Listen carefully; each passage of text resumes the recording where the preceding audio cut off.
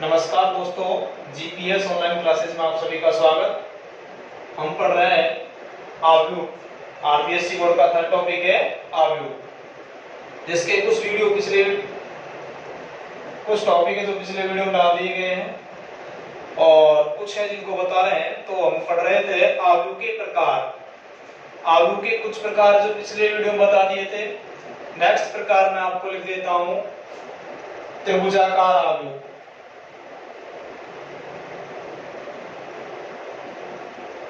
त्रिभुजाकार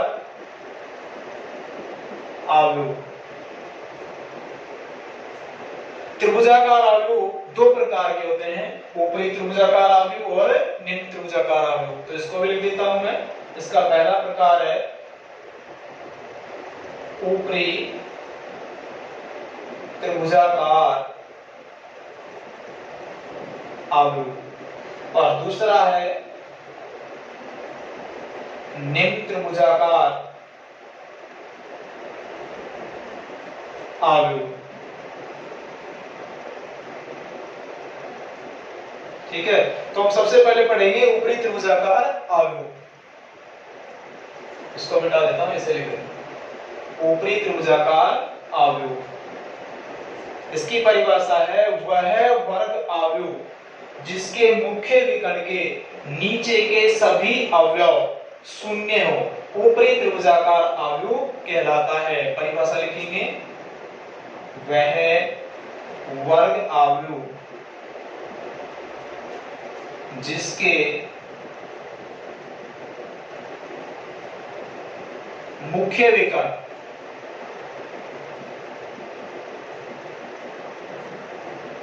के नीचे के सभी अवयव, नीचे के सभी अवयव शून्य हो, ऊपरी त्रिभुजाकार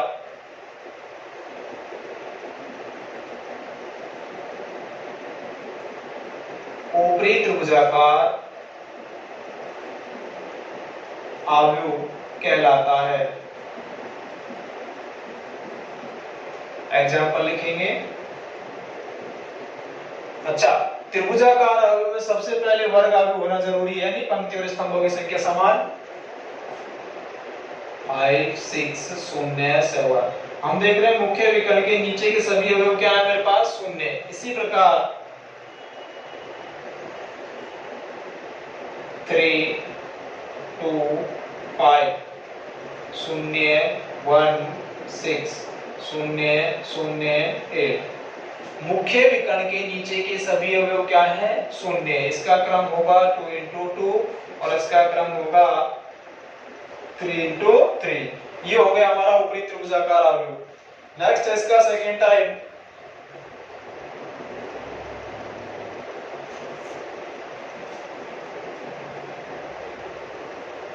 निम्न त्रिभुजाकार आव्यूह। निम्न त्रिभुजाकार आव्यूह। निम्न त्रिभुजाकार आव्यूह, इसकी परिभाषा है वह वर्ग आव्यूह जिसके मुख्य विकर्ण के ऊपर के सभी अवयव शून्य हो, तो इसको बोला जाएगा निम्न त्रिभुजाकार आव्यूह। वह वर्ग आव्यूह जिसके ऊपर के जिसके मुख्य विकर्ण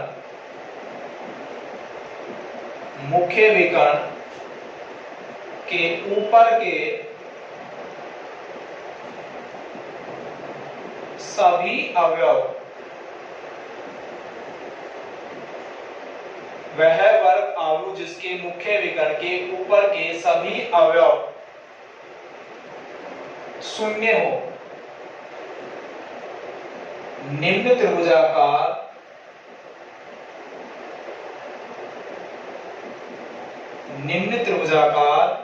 आव्यूह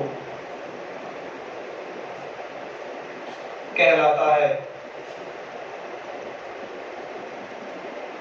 निम्न त्रिभुजाकार अवयव कहलाता है। यानी वह वर्ग अवयव जिसके मुख्य विकर्ण के ऊपर के सभी अवयव शून्य हो निम्न त्रिभुजाकार अवयव कहलाता है। जैसे हम नोट करेंगे एग्जांपल 5 0 6 8। अब हम देख रहे हैं ये इसका मुख्य विकर्ण हो गया। मुख्य विकर्ण के ऊपर के सभी अवयव क्या हमारे पास शून्य है, इसे बोलेंगे ऊपरी निम्न त्रिभुजाकार अवयव। इसका क्रम नोट करेंगे। इसी प्रकार एक एग्जांपल और लिखेंगे 2 0 0 3 5 0 7 8 1। ये इसका मुख्य विकर्ण हो गया। मुख्य विकर्ण के ऊपर के सभी अवयव क्या है शून्य, इसे इसलिए बोलेंगे निम्न त्रिभुजाकार अवयव। नेक्स्ट पढ़ेंगे हम लास्ट टाइप है इसका समान अवयव।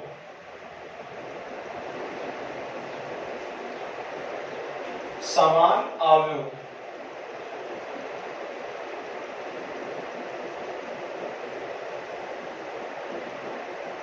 अच्छा, समान अवयव होता क्या है तो इसके बारे में बता देता हूं। ऐसे दो अवयव जिनमें पंक्ति और स्तंभ के साथ साथ उनके अवयवों की संख्या भी समान हो। तो मैं लिख देता हूं वह अवयव जिसमें पंक्ति और स्तंभों के साथ साथ उनके अवयव भी, उनके संगत अवयव लिखो, उनके संगत अवयव भी समान हो।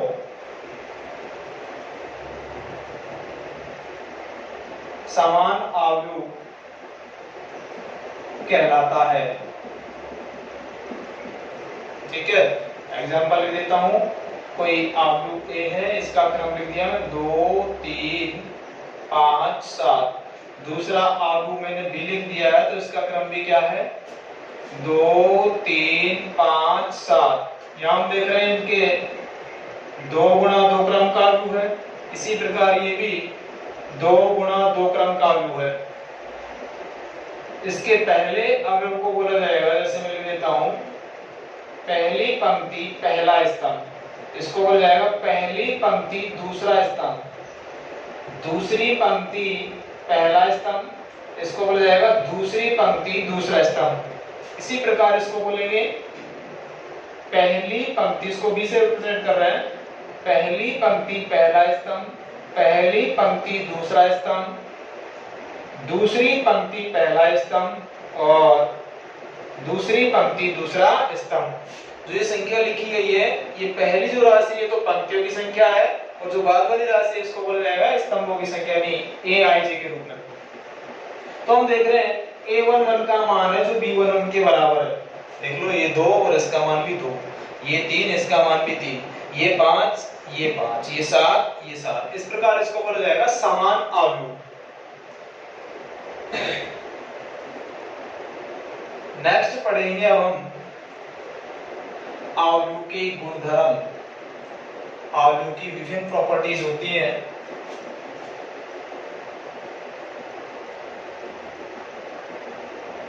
अवयव के गुणधर्म, अवयव के विभिन्न गुणधर्म होते हैं जो कि अलग अलग प्रकार के हैं, जिनके बारे में अलग अलग जानकारी लेंगे हम। पहला प्रकार है इसका परिवर्त अवयव, जिसके बारे में जानकारी लेंगे अभी। इसका फर्स्ट टाइप है परिवर्त अवयव।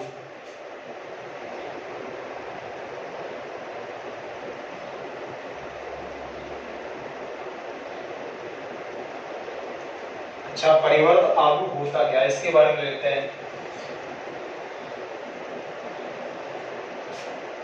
इसका कहने का उद्देश्य और वह अवयव जिसकी पंक्तियों को स्तंभों में और स्तंभों को पंक्तियों में कन्वर्ट कर दिया जाए तो उसे बोला जाएगा परिवर्त आव्यूह। लिख देता हूं मैं, वह आव्यूह जिसकी पंक्तियों को स्तंभों में और स्तंभों को पंक्तियों में बदल दिया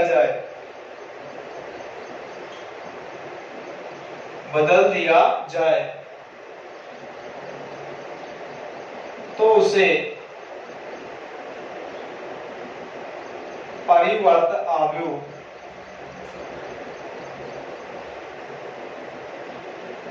कहते हैं। तो उसे परिवर्त आव्यूह कहते हैं। जैसे कोई आव्यूह है, कोई आव्यूह ए, तो इसका परिवर्त आव्यूह होगा ए का ट्रांसपोज। परिवर्त को इस प्रकार दर्शाया जा सकता है या फिर इसको इस प्रकार भी लिखा जा सकता है, कोई आव्यूह ए है तो इसका परिवर्त आव्यूह को किससे प्रदर्शित करेंगे, ए की पावर टी या फिर ए कॉमा। कोई आव्यूह लिख देता हूं मैं 2 3 1 9। इसका परिवर्त आव्यूह ज्ञात करेंगे तो ए की पावर टी यानी ए का ट्रांसपोज ज्ञात करेंगे। जो पंक्तियों की संख्या थी उनको स्तंभों में बदल देंगे और स्तंभों की संख्या को पंक्तियों में। कहने का तात्पर्य ये हुआ, ये पहली पंक्ति है मेरे पास R1, तो R1 पंक्तियों को हम स्तंभ वाइज लिख देंगे 2 3। ये R2 पंक्ति हो गई, इसको भी स्तंभ वाइज लिखेंगे 8 9। इसका क्रम क्या हो गया 2 गुना 2। ये कोई जरूर नहीं है परिवर्त आव्यूह के वो वर्ग आव्यूह हो या फिर आयताकार हो, कोई सा भी दोनों चलेंगे। जैसे एक एग्जांपल और लिख देते हैं 1 7 8 3 7 9। ये कोई आव्यूह है तो इसका परिवर्त आव्यूह लिखने के लिए हमें क्या करना पड़ेगा, पंक्तियों को स्तंभों में बदल लेंगे। 1 7 8 3 7 9, ये हो गया इसका परिवर्त आव्यूह। नेक्स्ट प्रॉपर्टी है इसकी सममित एवं विषम सममित आव्यूह।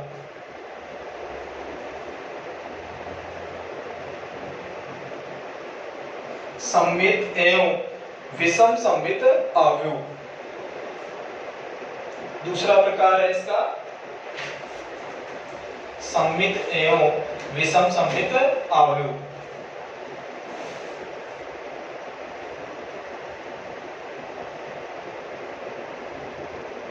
सममित एवं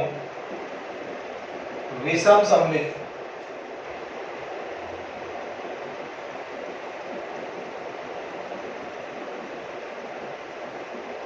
आव्यूह। इसका पहला प्रकार है सममित आव्यूह।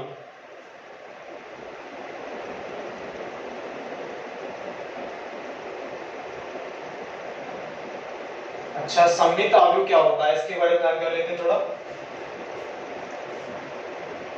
वह वर्ग आव्यूह, जैसे कोई आव्यूह ए लिख दिया और उसका ट्रांसपोज कर दिया आव्यूह ए में और उसके ट्रांसपोज में कोई अंतर नहीं है तो उसे बोलेंगे हम सममित आव्यूह। वह वर्ग आव्यूह, वह वर्ग आव्यूह जैसे ए को सममित कहा जाता है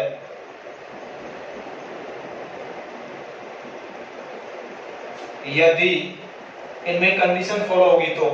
जैसे कोई आव्यूह ए है और इसका ट्रांसपोज दोनों कैसे हो, बराबर हो, तो इसे क्या बोलेंगे हम, सममित आव्यूह। जैसे एग्जांपल नोट कर देते हैं 2 3 3 4।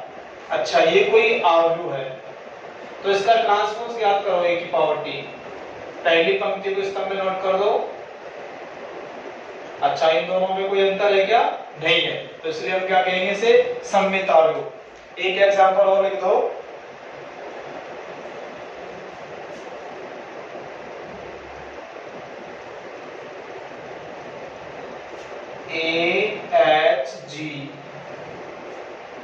HG BF और FC। ठीक है। अच्छा, इसका ट्रांसपोज लिखते हैं, क्या आएगा भाई? AHG H, ये वाली पंक्ति को लिख दिया, अब ये वाली पंक्ति को HBF, इसको लिखेंगे GFC। हम देख रहे हैं इन दोनों में कोई अंतर नहीं है, तो इसलिए हम क्या कहेंगे इसे? सममित अवयव। नेक्स्ट है इसका सेकंड टाइप, विषम सममित अवयव। विषम सममित अवयव, विषम सममित अवयव।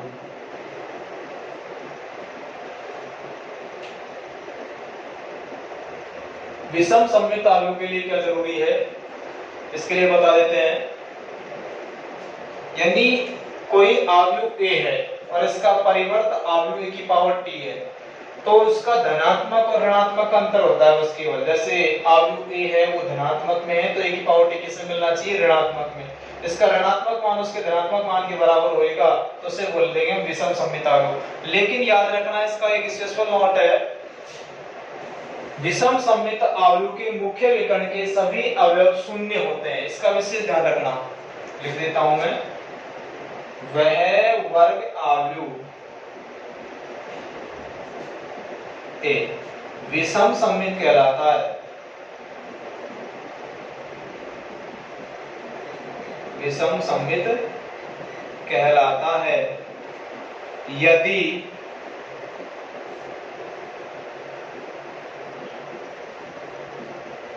हो तो A और इसका ट्रांसपोज दोनों में अंतर होना चाहिए, धनात्मक और ऋणात्मक का। जैसे मैं आपको एक एग्जांपल दे देता हूं, 0 -2 2 0। अच्छा, अब आप इसे लिखोगे ट्रांसपोज के रूप में, तो क्या आएगा? 0 -2 2 0, जिसको हम नोट कर रहे हैं -a, या फिर इसको ऐसा लिख दो। ठीक है, तो इसे बोलेंगे हम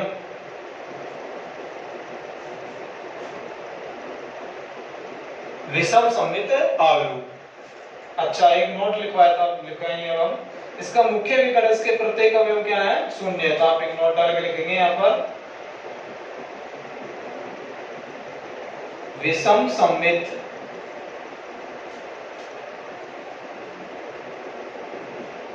अवयव के मुख्य विकर्ण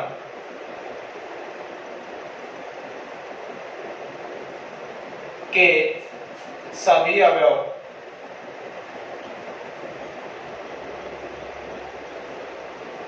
शून्य हो।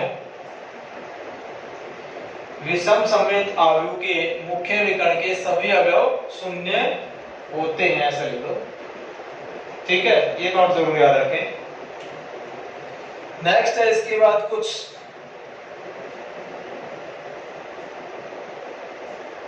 गुणधर्म है इसके विशेष, उनको नोट कर लेते हैं।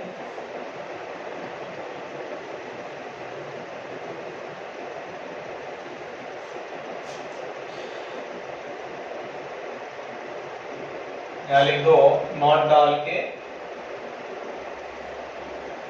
दो अवयव A और B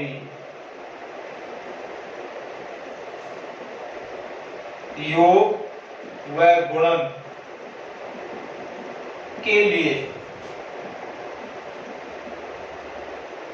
अनुकूल्य हो। तो इसका कहने का तात्पर्य पहला टाइप है, यानी a प्लस माइनस बी का ट्रांसपोज कर दिया जाता है तो इसका अलग अलग ट्रांसपोजों का योग भी इसके समान ही रहेगा। ठीक है। दूसरा, यदि इसी राशि का दो बार ट्रांसपोज कर दिया जाए तो ये स्वतः ही वही राशि प्राप्त हो जाती है। तीसरा, k a की पावर t, तो इसको मैं लिख दूंगा k a की पावर t, जहां k एक अदिश राशि है, यानी अदिश राशि का कोई ट्रांसपोज नहीं होगा यहाँ। उसके बाद इसको चौथा है इसका a b की पावर t, यदि गुणन के रूप में लिख दिया जाए तो लिखेंगे पहले b की पावर t और a की पावर t। नेक्स्ट लिखेंगे इसका एक टाइप और है, यदि a एक वर्ग आव्यूह हो,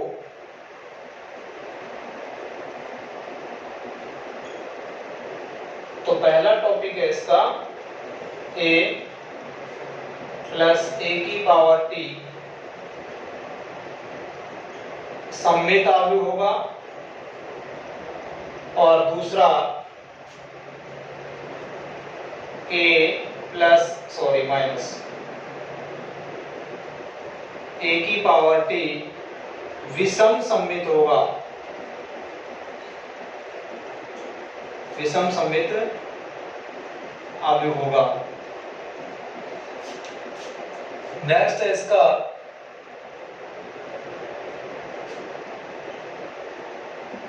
a की पावर t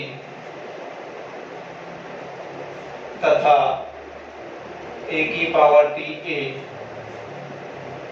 सममित आव्यूह होता है, सममित आव्यूह होता है। चौथा लिख देंगे इसका, प्रत्येक वर्ग आव्यूह को सममित एवं विषम सममित आव्यूह के रूप में योग के रूप में अद्वितीय प्रकार से लिखा जाता है, जिसको इस प्रकार लिखेंगे हम a बराबर, चलो इसको कल नोट करवा देंगे, अगले वीडियो में इसकी भी कोई खास आवश्यकता भी नहीं है।